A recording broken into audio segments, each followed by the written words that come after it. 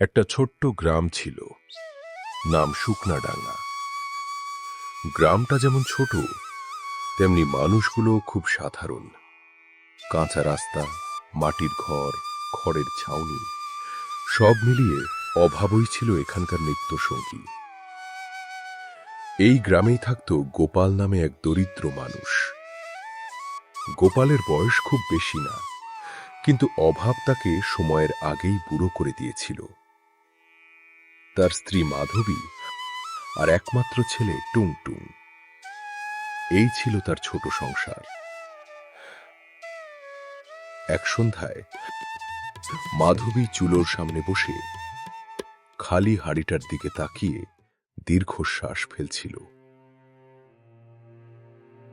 আজও কিছু জোটেনি গো। গোপাল মাথা নিচু করে বলল, আজ শহরে অনেক ঘুরলাম, কাজ পেলাম না। টুংটুং চুপচাপ বসেছিল, কিন্তু হঠাৎ সে বলল, মা, আজকে আমরা রুটি খাবো না? মাধবীর চোখ ভিজে গেল। সে ছেলেকে বুকে টেনে নিয়ে বলল, খাবি রে বা, মা কিছু না কিছু করবে। কিন্তু কি করবে সে নিজেও জানত না। ঠিক সেই সময় দরজায় টকটক শব্দ।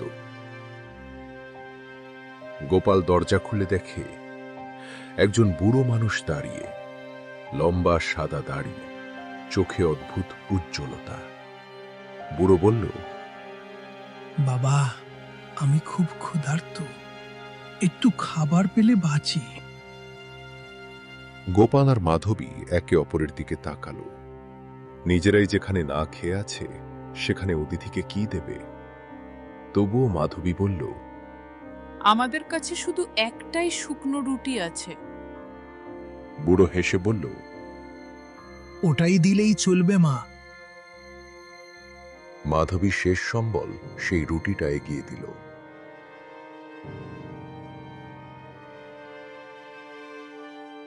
বুড়ো রুটি হাতে নিয়ে চোখ বন্ধ করল আর কিছু একটা বিড়বিড় করে বলল।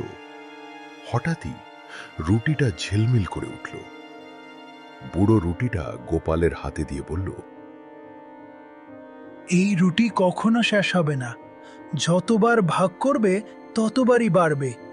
তবে মনে রেখো, লোভ করলে জাদু নষ্ট হয়ে যাবে। এই কথা বলেই বুড়ো চোখের পলকে উধাও হয়ে গেল। টুংটুং চেঁচিয়ে উঠল, বাবা, লোকটা কোথায় গেল? কিন্তু তার চেয়েও বড় বিস্ময়, রুটি ভাঙতেই দুটো রুটি হয়ে গেল। মাধবী অবাক হয়ে বলল, হে যে সত্যি জাদু। সেই রাতে তারা পেট ভরে খেল। অনেকদিন পর পরের দিন গোপাল সেই জাদুর রুটি দিয়ে প্রতিবেশীদের খাওয়ালো।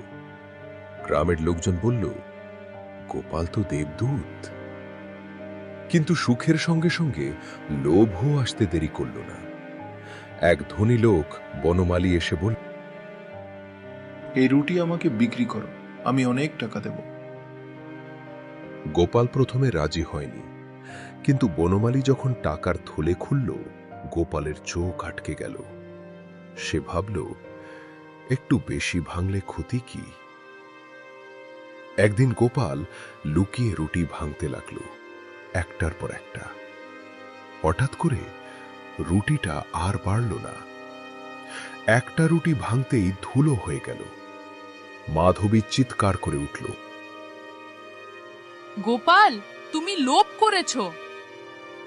টুংটুং কাঁদতে কাঁদতে বলল, বাবা, জাদু রুটি চলে গেল? গোপাল মাটিতে বসে পড়ল, তার চোখে জল। সেদিন রাতে সেই বুড়ো আবার এলো। সে বলল, যারা ভাগ করে তাদের ঘরে জাদু থাকে, আর যারা জমায় তাদের হাত শূন্য হয়। এই কথা বলে সে মিলিয়ে গেল। গোপাল বুঝে গেল, জাদু আসলে রুটিতে নয়, ভাগ করার মনেই ছিল। পরদিন গোপাল আবার কাজ খুঁজতে বেরোল।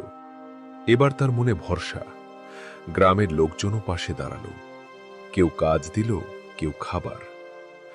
টুংটুং হাসতে হাসতে বলল, বাবা, আমাদের ঘরে এখনো জাদু আছে, তাই না? গোপাল ছেলেকে বলল, হ্যাঁ বাবা, যতদিন আমরা ভালো থাকব ততদিনই জাদু থাকবে। লোভ মানুষকে শূন্য করে, আর ভাগাভাগি অভাবের ঘরেও সুখ এনে দেয়।